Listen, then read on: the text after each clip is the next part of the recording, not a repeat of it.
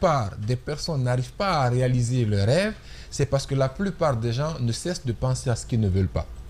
Quand tu poses même la question à quelqu'un de savoir qu'est-ce que tu aimes, pour te dire ce qu'il aime, il te dira ce qu'il n'aime pas. Quand tu poses la question à quelqu'un de te dire c'est quoi son objectif, qu'est-ce qu'il veut réaliser dans la vie, il a tendance souvent à te dire ce qu'il n'a pas envie de réaliser dans sa vie. Ouais. Et justement, on est focus sur ce qui est négatif. Sur ce qui est négatif. Et ça, le cerveau ne fait pas la différence entre ce positif et ce négatif pour une seule raison.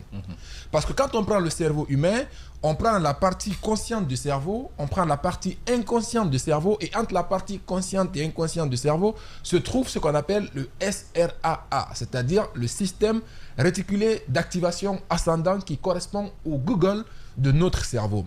La particularité à ressortir là-dedans, c'est que la partie inconsciente du cerveau, selon ce qu'on nous dit approximativement, c'est l'équivalent de 400 milliards de bits d'informations par seconde que la partie inconsciente du cerveau peut traiter. Au même moment, la partie consciente de notre cerveau ne peut traiter, selon les chiffres approximatifs, qu'à peu près 2000 bits d'informations par seconde. Et le paradoxe, c'est que les 2000 bits d'informations par seconde traités par la partie consciente du cerveau proviennent des 400 milliards de bits d'informations par seconde traitées par la partie inconsciente du cerveau. Alors la question à se poser, c'est de savoir comment naturellement la partie consciente fait pour puiser ces 2000 bits d'informations dans les 400 milliards de bits d'informations par seconde traitées par la partie inconsciente du cerveau. C'est grâce justement à notre moteur de recherche, à notre Google de notre cerveau, qu'on appelle le SRAA, qui est le système réticulé d'activation ascendant, qui évolue en valeur absolue. Et on est d'accord que la valeur absolue, tout ce qui est négatif, quand ça rentre dans la valeur absolue, ça devient positif, n'est-ce pas? Et donc, on va faire un test ensemble. Quelqu'un qui se fixe pour objectif ou qui se répète des affirmations du genre « je ne veux pas devenir pauvre », quand ça rentre dans la valeur absolue, ça devient quoi?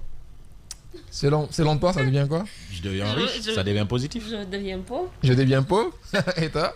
Non, partant de ce que tu as dit, c'est le contraire qui se pose en fait, ça devient positif. Donc, je ne veux pas devenir pauvre quand ça rentre dans la valeur absolue, notamment, précisément, c'est la négation qui saute. Ne pas saute. Et quand ne pas saute, ça devient quoi?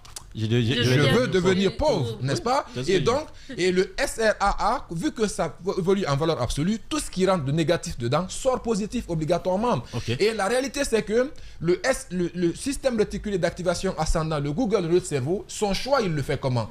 Il dit, si tu ne cesses de penser à quelque chose de trop, c'est parce que la chose, elle est importante pour toi. Et à force de trop penser à quelque chose, tu commences à ressentir les émotions liées à cette chose-là. Et en ce moment-là, puisque l'émotion a son but premier, c'est de mettre ton corps en mouvement vers ce ressenti émotionnel-là, donc tout cela contribue à influencer le système réticulé d'activation ascendant qui se dit, si tu ne cesses de penser à ça, c'est parce que c'est très important pour toi. Donc lui, il récupère ça parmi les 400 milliards de bits d'informations par seconde traitées par la partie inconsciente du cerveau.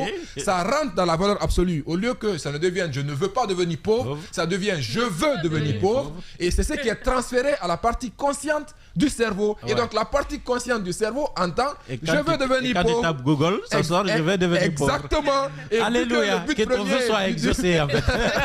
Et vu que le but premier d'une émotion, c'est de mettre notre corps en mouvement vers ce ressenti émotionnel-là, et en ce moment-là, tu commences justement à activer ton système sympathique qui est dans évitement, combat, fuite. Donc, tu fuis tout ce qui va t'envoyer à devenir riche. Tu fuis tout ce qui peut te permettre à aller de là-bas. Parce que cette peur-là t'amène justement à ne pas pouvoir activer ton système parasympathique qui te permet d'être beaucoup plus lucide, beaucoup plus concret, beaucoup plus créatif, etc. pour que tu puisses avancer. Mais l'autre élément également, c'est qu'il faut dire que le système réticulé d'activation ascendant, au niveau du cerveau, c'est ce qui gère tout ce qui est concentration.